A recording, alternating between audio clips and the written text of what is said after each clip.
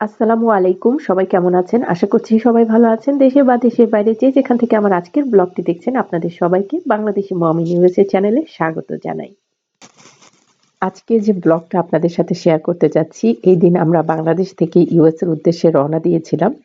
সেই ব্লগটাই আপনাদের সাথে শেয়ার করতে যাচ্ছি। আর এই দিনটা ছিল অনেক কষ্টের একটা দিন। নিজের কাছের মানুষগুলোকে রেখে আবার সেই বিদেশের মাটিতে ফিরে আসতে হচ্ছিল। যখন দেশে আসি, দেশে আসার জন্য টিকিট করা হয় তারপর থেকে কিন্তু মনে একদম ঈদের মতো একটা আনন্দ কাজ করে। সেই আনন্দ নিয়ে যখন দেশে আসি নিজের কাছের মানুষগুলোর সাথে সময় কাটাই। এই সময় কাটানোর মাঝখানে কখন যে আবার যাওয়ার সময় হয়ে যায় বুঝতেই পারা যায় না। এত তাড়াতাড়ি দিনগুলো চলে যায়। এই দিন আমাদের ফ্লাইট ছিল ভোর রাত্রে বেলা। তো আমাদের ইমিগ্রেশন শেষ করে বসে না থেকে ভাবলাম একটু এয়ারপোর্টটা ঘুরে ফিরে দেখি। যেহেতু মনটাও ভালো ছিল না, বাচ্চাদেরকে নিয়ে একটু ঘোরাফেরা করলে ওদেরও মনটা ভালো লাগবে। তাই ভেবে ভাবলাম এয়ারপোর্টের ভিতরটা একটু ঘুরে ফিরে দেখি।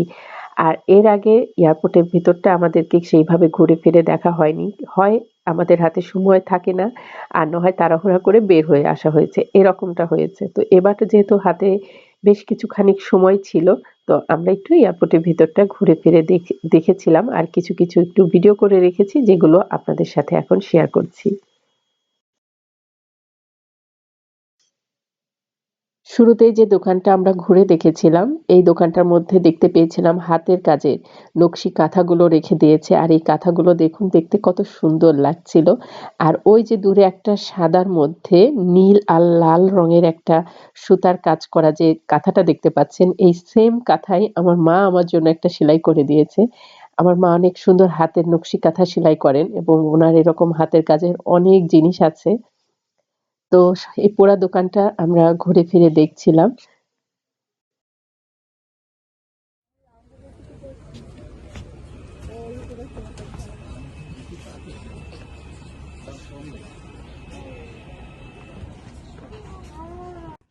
আর এই পাশে দেখুন কত ধরনের গায়ের গামছা রেখে দিয়েছে। আর গামছাগুলো দেখে সত্যি অনেক ভালো লাগছিল। এই যে দোকানটা ঘুরে ফিরে দেখলাম, এই দোকানে হয়তো অনেকের কাছে মনে হবে জিনিসগুলো অনেক দাম। আসলে আমাদের কাছে একটু অবাকই লেগেছে যে এয়ারপোর্টের মতো একটা জায়গায় এরকম হাতের কাজের সব জিনিস বিক্রি করছে, যেখানে দামগুলো একদমই রিজনেবল প্রাইসের মধ্যেই ছিল।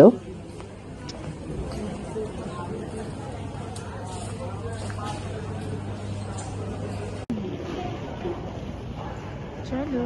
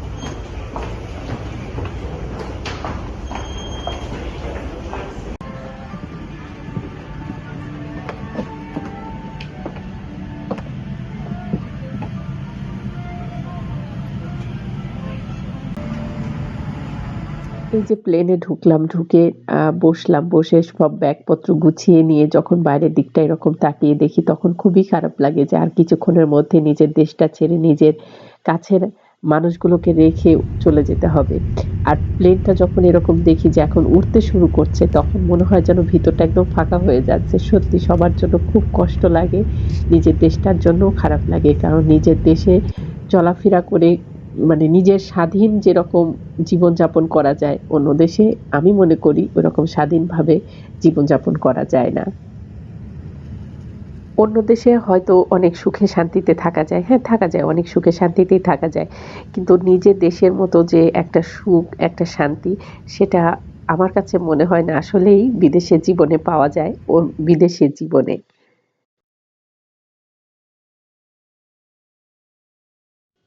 এরপরে আমাদের প্লেনের যে খাবার খেতে দিয়ে দিয়েছিল সেই খাবারগুলোই খেয়ে নিচ্ছিলাম। আর বরাবরই আমার কাছে কেন জানি প্লেনের খাবার খেতে ভালো লাগে এবং আমি বেশ মজা করেই খাবারগুলো খাই। কিন্তু মাইরা আর মারিয়া খুবই কম পছন্দ করে। হঠাৎ ২-১ টা খাবার ওদের পছন্দসই হয়ে গেলে ওরা দেখা যায় পছন্দ করে খায়, না হলে আর খুব একটা খাওয়া-দাওয়া করে না।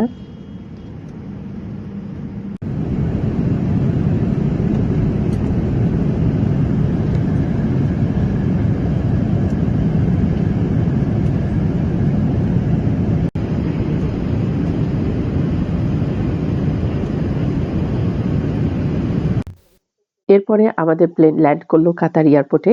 আর দেখতেই পাচ্ছেন বাইরে কেমন মেঘলা হয়ে আছে, মানে কেমন ধোঁয়াটে হয়ে আছে চারপাশটা।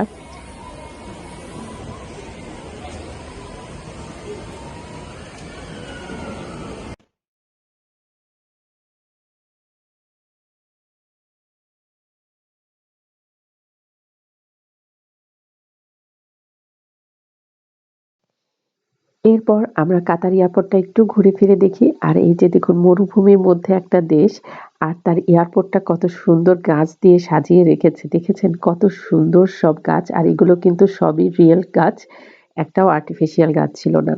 আর দেখতে এত ভালো লাগছিল। এখন আমরা উপর থেকে নিচের দিকটাতে নামছিলাম। আর সেই সময় এই দৃশ্যটা দেখা যাচ্ছিল। আর দেখতে যে কি ভালো লাগছিল, মানে যার হাতেই ফোন ছিল সে একটু হলেও ছবি তুলে নিচ্ছিল বা ভিডিও করে নিচ্ছিল। মানে জায়গাটা আসলেই দেখতে বাস্তবে আরো অনেক সুন্দর।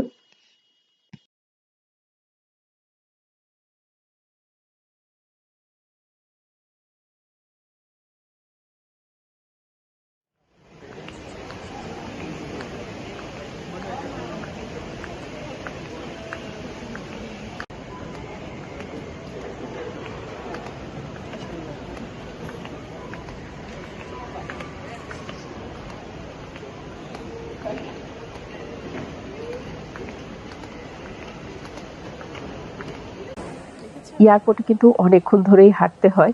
তো আমরাও অনেকক্ষণ ধরে হেঁটেছিলাম। কিন্তু এবার একটু কষ্টটা কম লেগেছে। কারণ চারপাশের এরকম সুন্দর দৃশ্যগুলো দেখতে, দেখতে আমরা আগাচ্ছিলাম। যার কারণে একটু কষ্টটা কম হয়েছিল আমাদের।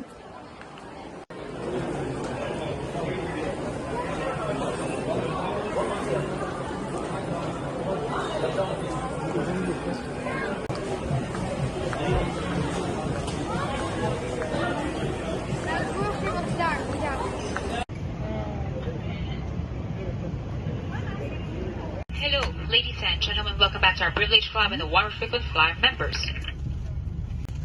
এরপর আমরা আবার প্লেনে উঠে বসলাম, যে For প্লেনটা যে departure. এখন থামবে একদম আটলান্টা এয়ারপোর্টে।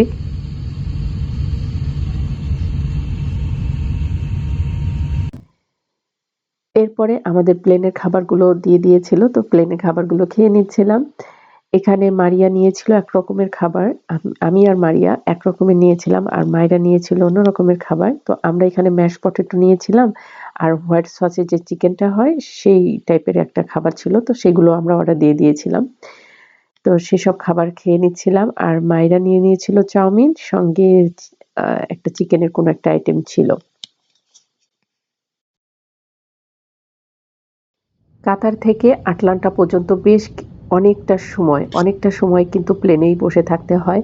তো আমরা এর মাঝখানে খাওয়া-দাওয়া করে ঘুমিয়ে গিয়েছিলাম। পরবর্তীতে আমাদের আবার খাবার দিয়ে দিয়েছিল। তো সেটাও একটু রেকর্ড করে রেখেছিলাম। সেটা আপনাদের সাথে শেয়ার করছি। এখানে একটা ডেজার্ট মতো ছিল, একটা সালাদ মতো ছিল, ম্যাশ পটেটো ছিল আর মিট বল ছিল। তো সেসব দিয়েই পরবর্তীতে আমরা আমাদের খাবারটা খেয়ে নিই।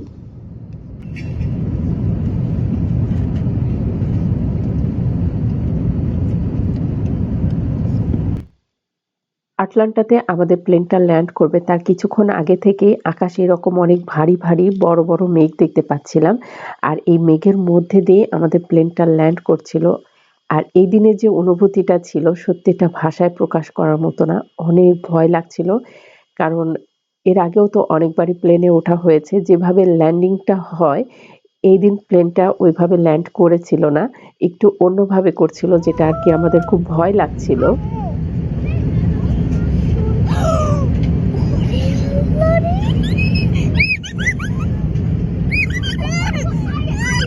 Oh my god!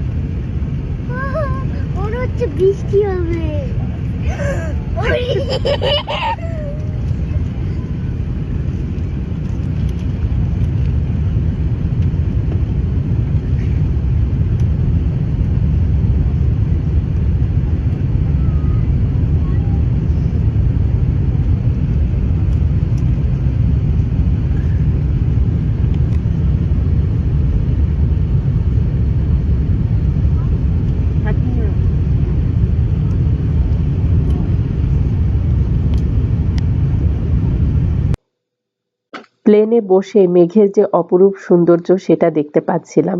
মানে মেঘ যে দেখতে কত সুন্দর হয় এটা কাছ থেকে না দেখলে না আসলেই বোঝা যায় না। আবার ভয়ও কাজ করছিল।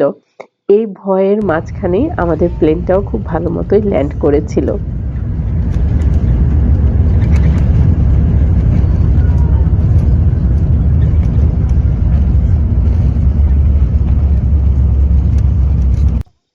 প্লেনটা ল্যান্ড করার পরে অনেক শান্তি লাগছিল।